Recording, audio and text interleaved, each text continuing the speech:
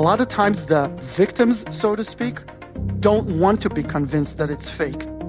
Hello, everyone, and welcome to the CyberWire's Hacking Humans podcast, where each week we look behind the social engineering scams, the phishing schemes, and criminal exploits that are making headlines and taking a heavy toll on organizations around the world. I'm Dave Bittner from the CyberWire, and joining me is Joe Kerrigan from the Johns Hopkins University Information Security Institute. Hello, Joe. Hi, Dave. Got some good stories to share this week, and later in the show, my conversation with Etay Maor. He is from Cato Networks, and we're going to be discussing the potential impact that deepfakes may have on our society. So what's a con game? It's a fraud that works by getting the victim to misplace their confidence in the con artist. In the world of security, we call confidence tricks social engineering, and as our sponsors at KnowBe4 can tell you, hacking the human is how organizations get compromised. What are some of the ways organizations are victimized by social engineering? We'll find out later in the show.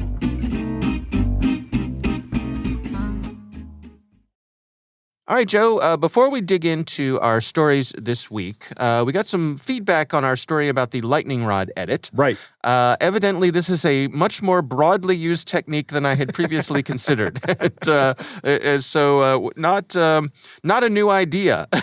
Really? Well, we got several people who wrote in and basically shared their personal stories about how they had done exactly the same thing.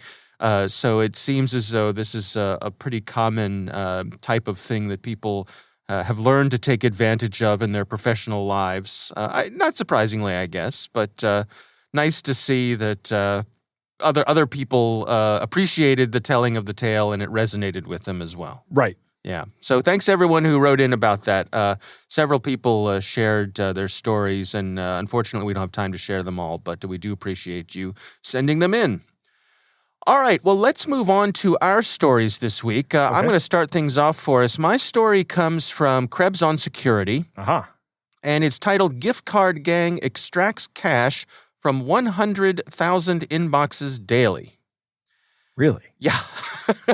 So that's a lot of emails to check, Dave. It's a lot of emails to check. So this is the story written by Brian Krebs over at Krebs on Security, and he's describing what he says is a successful and lucrative online scam which employs a low and slow approach.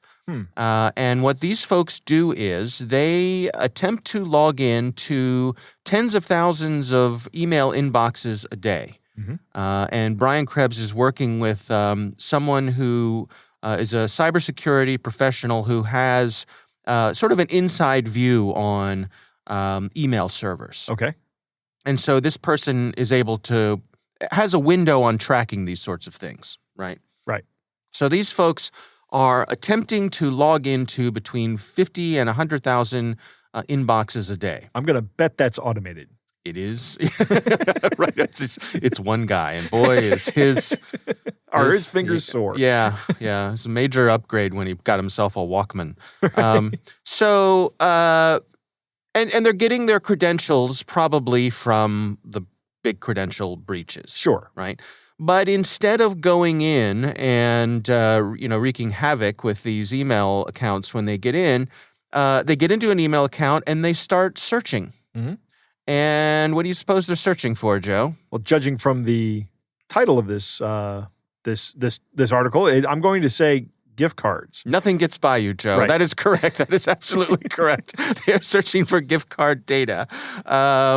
And so what they'll do is they'll log in a few times a month. Once they've established access to someone's email account, they'll log in a few times a month, again, an automated process, and they're looking for links to gift cards. Really? Links to what do you call it? Mileage, your mileage points from your airline, links to hotel rewards, things like that. Because many of these things we receive via email. Right.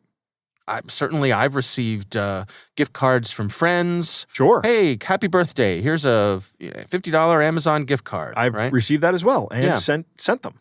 Yeah. Another point they make here is that sometimes employers with their health insurance will have rewards programs where they will say, if you agree to walk around the block every day for a month, you'll get a $5 gift card, right? A $5 Starbucks gift card or something like that, or an Amazon gift card. Sounds like a lot of work for $5 though, Dave. It does. But these folks, these bad guys, have figured out, they've also built some automation to enroll their victims in those programs and automatically get the rewards. Really? Yeah. Huh. So they go in and they search for these sorts of rewards, and then they sell them online. And this article points out that gift cards are very easy to sell online, right. and they typically get about 80% of the value of the gift card. So quite lucrative. It's a great way to launder money.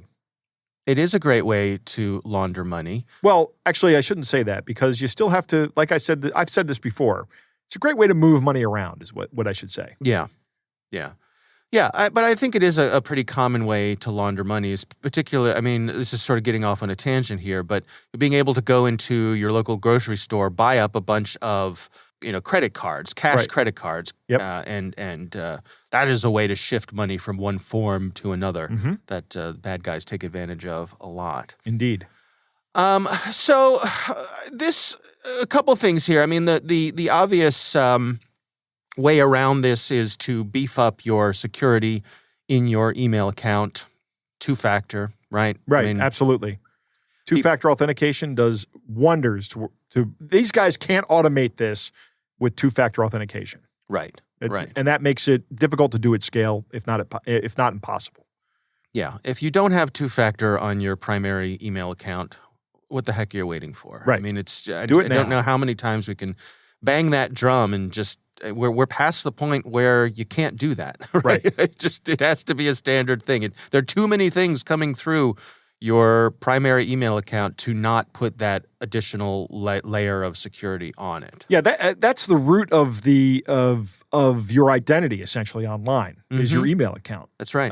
And I've said here before that email is terrible because it allows anybody to put something in there, which makes it a very vulnerable route to all of your identity online. So the best way to protect yourself here is multi-factor authentication, particularly with a hardware key. Yeah, that will stop like almost 100% of these things. So this article made me ponder something that I'm curious for your opinion on here, Joe. Okay. And that is, they're talking about credentials for things like Gmail and Microsoft Office 365. Right. This got me thinking that one of the things we talk about all the time here is that you should not reuse credentials. Yes. Right? Right. But think about a service like Gmail or a service like Office 365, where one login is your email, it's your documents, right? It could be your chat, it could be your video conferencing, it could be, I mean, there are many things that fall under this. Yeah, whether you're using Skype, Teams, or Hangouts. Right. It's all included with these big tech companies. You're right. So isn't that, in effect, kind of reusing a password for multiple services? I don't know that I'd say that. I think it makes that username and password pair much more valuable. Yeah. Right? And if you're using that same username and password pair on other sites, that's what makes it vulnerable.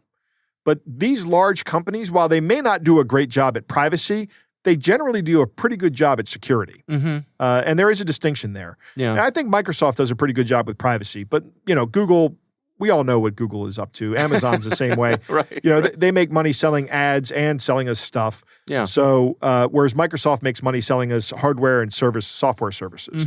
And the same with Apple. Apple makes their money selling hardware and software services. Right. So their business model is more focused on it lends itself to more privacy, but I digress. I'm talking about your question was about whether or not this essentially amounts to password reuse. I don't think so. I wouldn't say that. Yeah. You're only if you're reusing the same password like on Netflix or on some website that you have no idea what these people do, right? It's a lot of website. Maybe you're into some kind of message board or you're on some kind of message board for one of your hobbies, right? When you go on there, don't use the same password that you use for your your email accounts because you have absolutely no idea what the security of that password is. It could just be stored in plain text behind the in the database behind there. So if someone gets access to that database, they don't even need to crack your password. Right. They have it. I can guarantee you that Microsoft, Google, Amazon, Apple, none of those guys store their passwords and your passwords in plain text. They all use hashes and good hashes at that. Well, I mean, maybe a different direction to come at this then is to say that because one password gives you access to so many different things that are important to you under these umbrellas, all the more reason to have that second factor. Yes, and to have a good, strong password as well. A unique, strong password. Use a password manager, and if you're only going to do one thing, use multi-factor authentication. Yeah. Another thing I was curious about, I wonder, is there a way to have some sort of detection on your email account if particular searches are taking place? I don't know the answer to that. I can't think of an easy way to do that. Well, it depends on the application, right? It's a web application. There is a way to do it programmatically, but does that feature exist in the software? That's really the question. Right. I don't know the answer to that, but yes, you could absolutely do that. Microsoft or Google could absolutely do that. Yeah. Yeah. Well, in this Krebs article, they provide indicators of compromise for the ISPs themselves. Okay. So they could automate looking for this sort of thing. Right.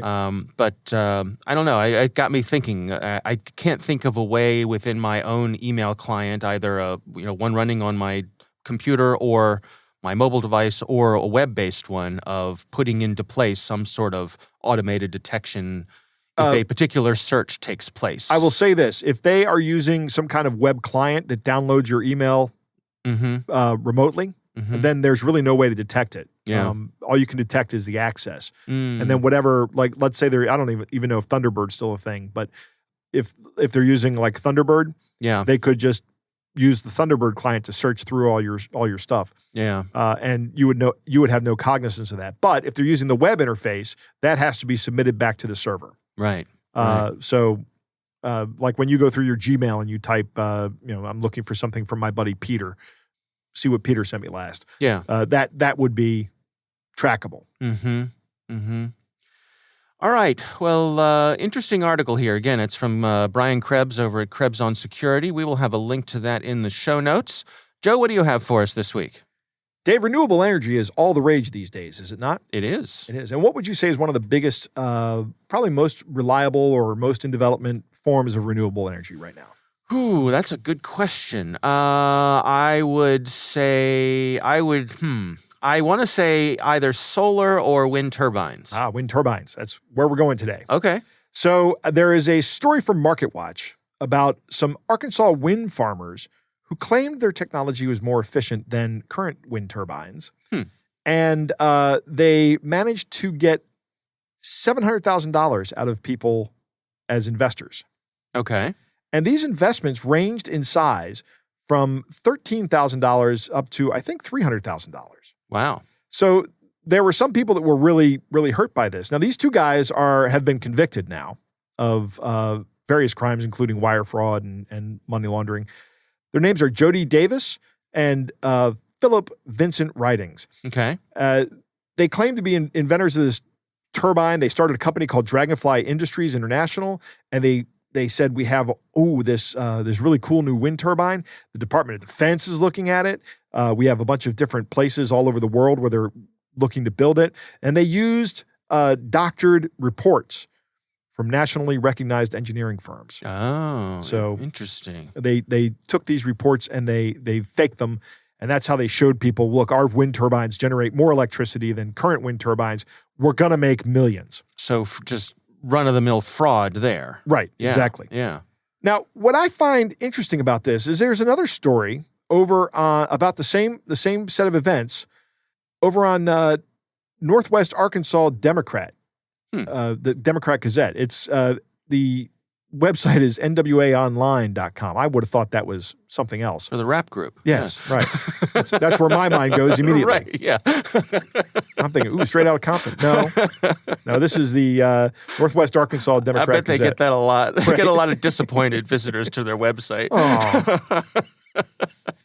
But turns out that prison and religion played a big role in this scam, right? Jody Davis was serving time in a federal prison in Texas for a fraud conviction in Oklahoma. And he befriended this guy, let's just call him Mr. O. Okay. I don't want to embarrass him. His name is in the report, but he befriended him through the prison ministries. Okay. So when he got out, and Mr. O was also out, he convinced Mr. O that he had this new wind turbine technology and turned around and scammed one of his own guys, one of his own friends from the prison ministry out of like many thousands of dollars. No honor among thieves. Right. Well, I just wanted to bring this story up that I talk about tribalism from time to time on this show. Yeah. Right. And how the divisiveness of tribalism is bad for us. Right. By the same token, the unity of tribalism is also very exploitable. Right. And when somebody approaches you and they say, hey, we go to the same church. We're a member of the same religious community. Right. This person is I'm a good Christian, or I'm a good Jew, or I'm a whatever it may be. Yeah, exactly. Exactly. Yeah. When somebody approaches me and starts saying that, and this is probably just my my suspicious nature, but whenever somebody starts talking to me like that, I am immediately put off by it. Right. My business ventures are not dependent upon whether or not you're of a particular religion or of the same religion as me. If I'm going to have business ventures with you, I want to see what your business plan is. I want to see what your technology is. I don't really care about your religion. But for some people, it's very important. And that importance can be exploited as it was here. This guy, Mr. O, actually went out and vouched for Davis and his partner, and actually wound up getting more people involved in this. I see. So there's a quote in the article that says, Jody Davis was one of our Christian brothers, so I never doubted or thought that something was being done. And the money is all gone. These guys spent the money on like down payments for houses. They bought fancy cars and even a trip to Disney World. So, wow. Yeah, these people are essentially out all of their money. I think this is a really interesting point that you make here, and I'm trying to think for myself. Do you think there's anything in your own life that you would be predisposed to give someone benefit of the doubt because they are in the same group as you, or something like that? That's a good question. Yeah. My initial response is, oh, no way, Dave. I'm too smart for that. But, right. Well, exactly. But there probably is, isn't there? Like, is it your church or your neighborhood association, your college, your what kind of music you listen to? There's so many things that we group ourselves into. Yeah, exactly. Some of the music I listen to, I wouldn't trust any of those people. Right. Well, honestly, Joe, I've heard some of the music you listen to, and I don't really trust you myself. Right, so. Exactly. My neighborhood association, I don't know. I know where those people live. Yeah, so yeah, exactly. That's a big difference. So I'm more likely to trust my neighbors. But, I have an existing relationship with them. But that's what this guy had with Jody Davis. Right. He had an existing relationship with him, and that got exploited. Yeah, but also I think part of this is if someone that you have a pre-existing relationship and you have pre-existing trust with, right? If that person comes to you and says, I'm vouching for this other person, that can short-circuit your own skepticism. Right. Because you'll transfer that trust you have in the first person to the second person, exactly, whether or not it's justified. Yeah. And so it's something to be wary of. Right. Now, I can think of several people who live in my neighborhood who I think are smart people, who if they said, hey, Joe, we got an investment opportunity, I'd be like, okay, I'm interested. You're a smart person. Right. Right. Yeah. Well, and also I think it's important to recognize that knowledge, expertise, and skill in one area does not necessarily transfer to other areas. Yeah, so absolutely. You may be a brilliant brain surgeon, but that doesn't mean you know anything about investments, Right. Yeah. Yeah. All right. Boy, that's an interesting one. I'm going to be thinking about that one for a while. Yeah. All right. Well, we'll have a link to all of our stories in the show notes. But Joe, it is time to move on to our catch of the day.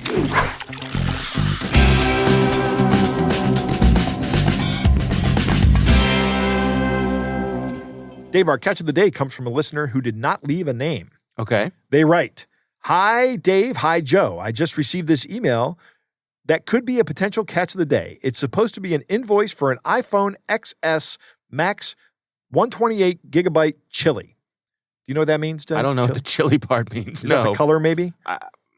Not that I know of, and I'm pretty steeped in this stuff, but maybe I'm missing something. Okay. I don't know. Who knows? The subject of the email was, "Thank you for purchasing an iPhone XS Max 128 gigabyte chili. I never bought one of these, and my first thought was, who's trying to scam me?" Well, this person is a listener to our show, obviously. Right. A very smart listener. Instead of, how do I get my money back? Which is good. Yeah. I'm glad that's your first thought here. Yeah. The email comes from a Gmail account. Also, I was on the BCC line. That's interesting. And not the 2 line or the CC line. Yeah. Have fun with this one. Now, the BCC line, that's blind carbon copy. Mm-hmm. You could put a whole list of like 1 million people in the BCC line, and it will look like that email was sent to one person. Right.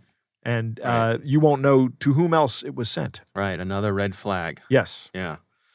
All right. So this one reads like this. The subject is, "Thank you for purchasing iPhone XS Max 128 gigabyte chili. Dear unique buyer, I very thank you for purchasing iPhone XS Max 128 gigabyte chili from Felipe International on PayPal. Your order have been successfully processed and dispatched for shipment. Product details, invoice number, product, iPhone XS Max 256 gigabyte chili." There's a discrepancy. Order date 030921. Expected delivery date 04092021. Value $999.98 US dollar. Payment method auto debit. For any query or concern regarding your purchase or wanted to make any changes regarding delivery address, feel free to contact our accounts department and express your issues, including purchases and cancellations of the order. You can reach us at this phone number. Regards, accounts department. So I think this is another scam where they try to get you to call in and then try to either get you to cough up your credit card details or maybe get you to open up their a remote connection to their computer. Yeah. And say, we got to log into your bank and make sure this is the case. And right. Who knows? I'm curious. So a couple things that draw my attention here. First of all, the text of the email mentions a 128 gigabyte phone. The product listed here is a 256 gigabyte phone. So there's a discrepancy. Very sloppy. Yep.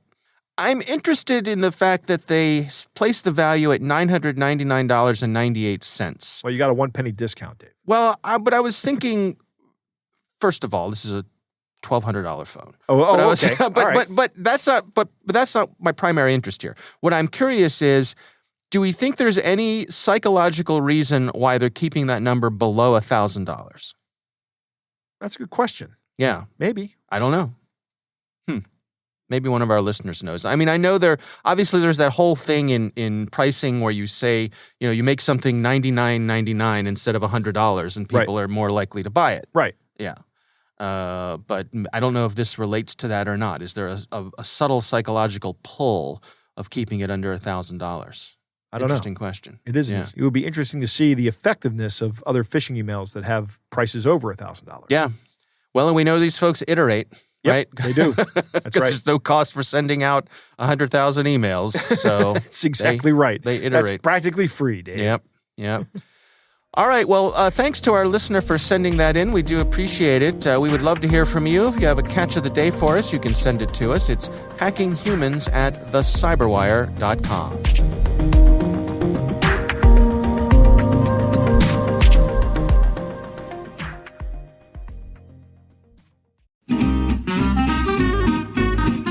So let's return to our sponsor, KnowBefore's question. Carrots or sticks? Stu Showerman, KnowBefore's CEO, is definitely a carrot man. You train people, he argues, in order to build a healthy security culture. And sticks don't do that. Approach your people like the grown-ups they are, and they'll respond. Learning how to see through social engineering can be as much fun as learning how a conjuring trick works. You can hear more of Stu's perspectives in KnowBe4's weekly Cyber Heist News. We read it, and we think you'll find it valuable too. Sign up for Cyber Heist News at knowbe4.com/news. That's knowbe4.com/news.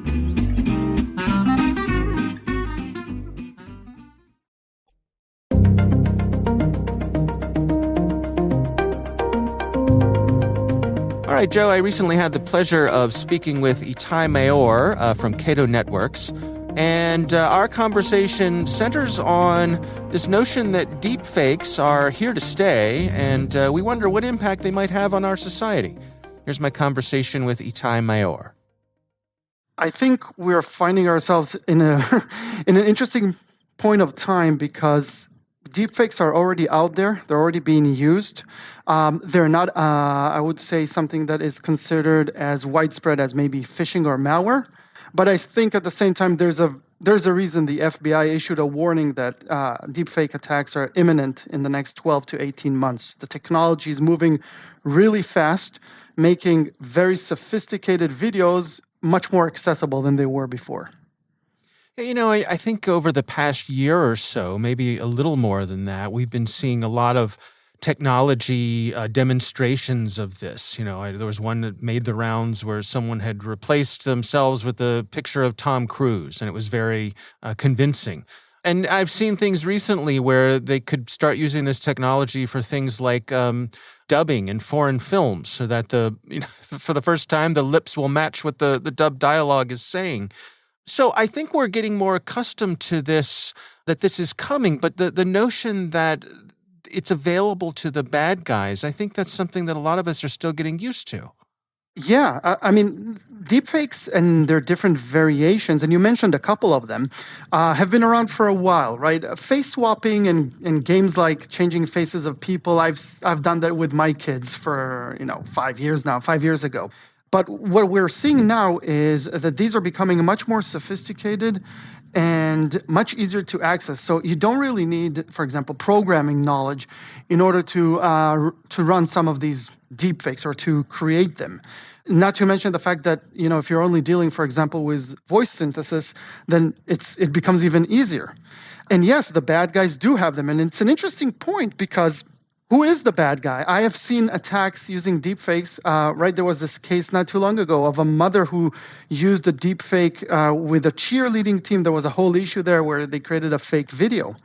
So it's becoming, much more accessible to everybody. And I have zero doubt that this is going to be used in the very near future for political issues and for creating tensions between different adversarial or not adversarial yet countries. That makes sense. Can you give us some examples of where you've seen this being used? Yes. So there was a case in a bank, for example, where, not targeting a bank, but targeting a company, where it was used pretty similar to what is called BEC, business email compromise attacks, where somebody takes control over a manager's email and send requests for money transfer on their behalf. It was used in the same way with voice. So somebody synthesized using a deepfake voice of a manager and created a message asking another person to move money out of certain accounts. So we've already seen that. I think there was $200,000 or $300,000 that were lost there. We have seen a lot of different deepfake, like you said, potentials in the making. There was the case that I just mentioned. Now, there was a case also in the Netherlands about about a month or so ago, where somebody created a deepfake video and shared it with the parliament over in the Netherlands. So we've already seen some usages of it. We're also, due to this technology, we are now faced with something called the liar's dividend, where the very mere fact that the technology exists can be used without using the technology, which doesn't seem to make sense, but let me give you an example. Now you will have situations where you have, for example, let's say somebody was caught leaving a building, whatever the situation was. He can claim, that wasn't me on the video, that was a deep fake of me. So now the fact that deepfake is out there can be used to say by people who actually committed a crime or committed something that they didn't want other people to know about, to say, no, that wasn't me. Somebody faked that video. I swear to you, it wasn't me. And that's called the liar's dividend. And that's it. That's another distortion of reality. So what can I believe? How can I believe this? Right. Who are you going to believe, me or your lying eyes, right? And can I add another level of sophistication now just to that? Please. So something called GPT-3, which is an artificial intelligence engine that has, I think it was, don't get me by the number, I think 170 billion neural networks, and it has terabytes of information that it consumed, and it can generate articles based on this information. And scientists are having a hard time telling the difference between a human-written article and a machine-written article that was using GPT-3. And it's not only that, it can also answer questions on that topic, which is amazing for like really good things, right? Science, medicine, stuff like that. But I've seen some freaky things with it. I've seen somebody use a very simple deep fake with a GPT engine behind it. And he was having a conversation with the computer, and the computer was answering questions in a very logical sense. At some point, they got into like, does he have feeling? Is he aware of himself? So it got really interesting. But the fact that you can now put an engine like this behind also a deep fake, potentially, you're fully automating everything. You don't even need the human intervention in the middle. Think about it. You can say, for example, to GPT, hey, Etay is interesting. I'm not. But let's say Etay is interesting. Let's scan everything he did on his social network. And let's see what is the best way to open a conversation with him. And let GPT decide that, and then perhaps put even a deep fake behind it.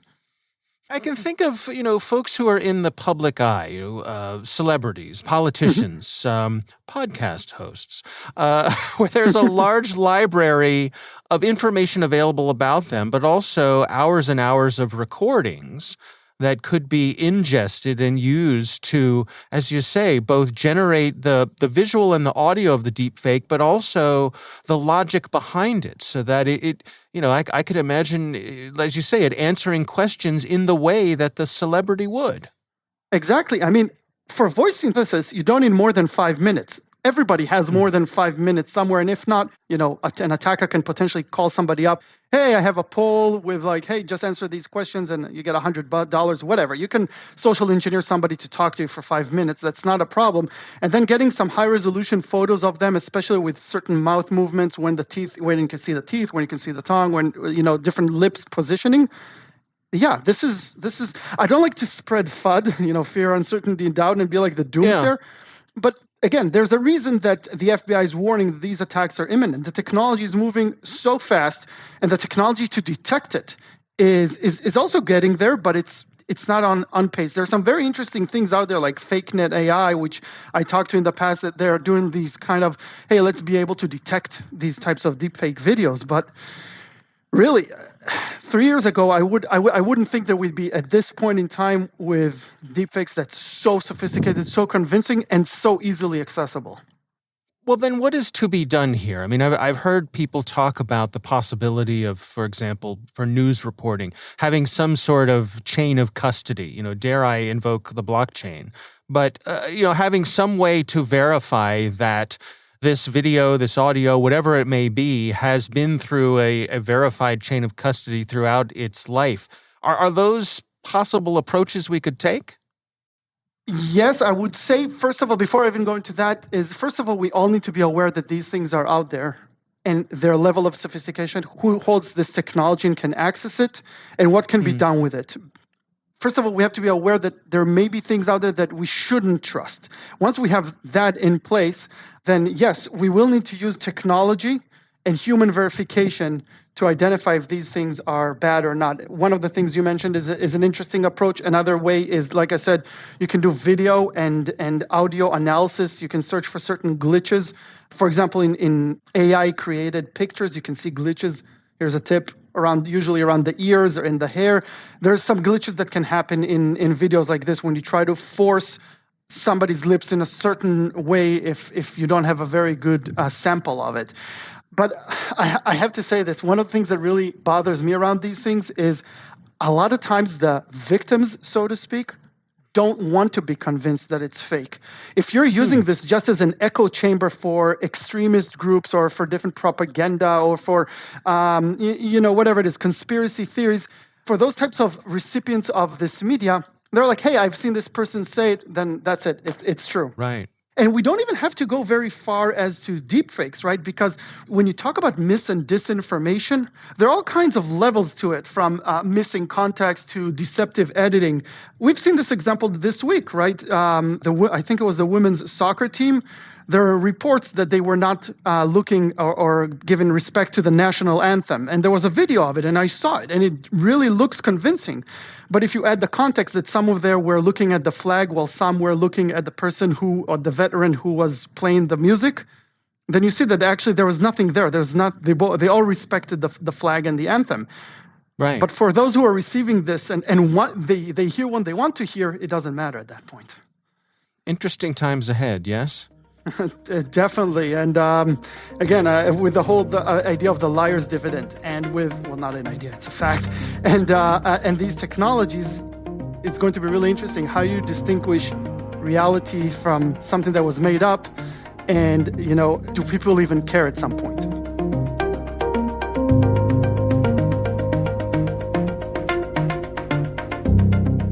All right, Joe, what do you think? Dave, deepfakes are something that are on the horizon. Credible deepfakes. And I'm not talking like on the horizon like fusion power is on the horizon, right? That's always 10 years away. These things are going to be here soon. Yeah. And Etay does talk about the FBI warning throughout this interview. Then the FBI feels it necessary to actually release a warning. I think it's something we should all be paying attention to. You brought up some good points that there are some really good legitimate use cases for this technology, like dubbing movies. Yeah. That would keep me from having to read subtitles and missing the action of the movie, right? Mm-hmm.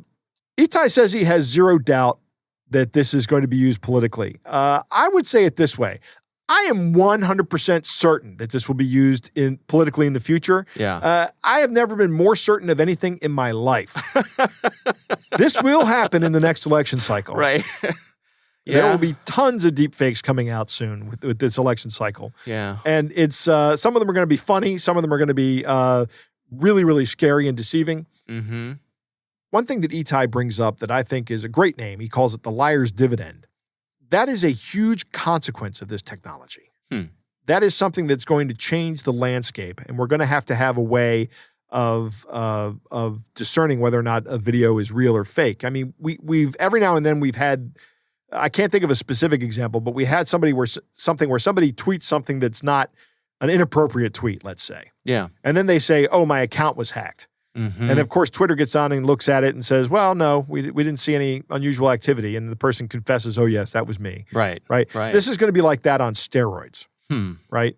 Etay talks about the GPT-3, which is the OpenAI product. Mm-hmm. Microsoft actually owns the license to that, but you can still use it with you can still use the API. You can pay OpenAI to use that. Right. And he makes a very important point that I wanted to highlight. All the information we put on social media can be fed into this model. This model has billions of inputs, and it can spit out a conversation opener that is more likely to catch your interest. And we talked about this recently as well. I can't remember if it was on Hacking Humans or on the CyberWire Daily Show about the guys, I think they were from Singapore, who used this exact model, OpenAI's GPT-3, to generate phishing emails, and found that this model was more effective at generating phishing emails than they were against people they knew. Right. Which is remarkable. And they said more study needs to be done on that, and I agree. But they presented that at DEF CON this year, just recently. We do need to be aware that this stuff is out there and exists, and who has access to it. But unfortunately, who has access to it is just about anybody that wants it. The OpenAI product is available to anybody that wants to utilize it via the API. There are tons of other products out there that will let you generate deepfake speech. And I imagine that in fact, we were talking last week or 2 weeks ago about deepfake video services that are out there now. Right. As to make customizable videos. These things are available to anybody that has the money to pay for them. So. And it's not expensive. Exactly. Yeah. There are artifacts that are evidence of deep fakes, but those are going to become smaller and smaller and smaller. Right. This is going to be an arms race. of detecting these deepfakes. And the bigger problem, the bigger problem is the humans. There are some people you'll show these deepfakes to. You may even tell them that they're deepfakes when you're showing it to them, but they're still going to believe them. Yeah. Because of their belief set. Right.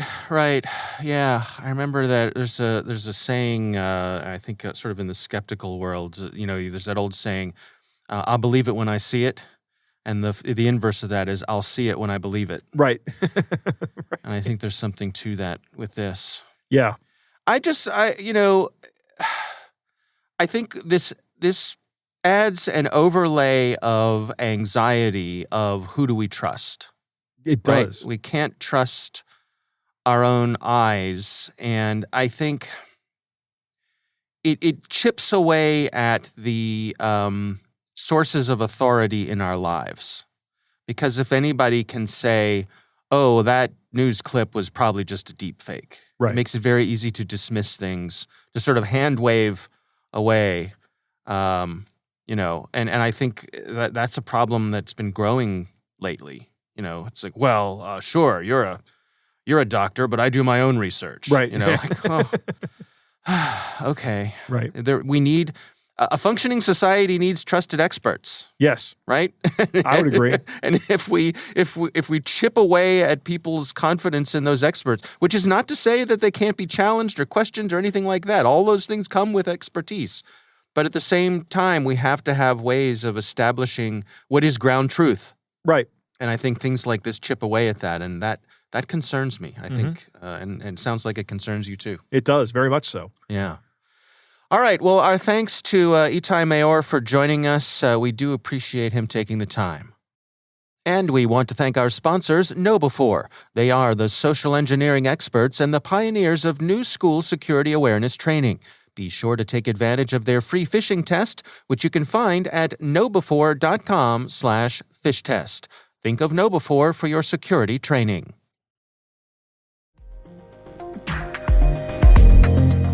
That is our show. We want to thank all of you for listening. And of course, we want to thank the Johns Hopkins University Information Security Institute for their participation. You can learn more at isi.jhu.edu. The Hacking Humans podcast is proudly produced in Maryland at the startup studios of Data Tribe, where they're co-building the next generation of cybersecurity teams and technologies. Our senior producer is Jennifer Iben. Our executive editor is Peter Kilpie. I'm Dave Bittner. And I'm Joe Kerrigan. Thanks for listening.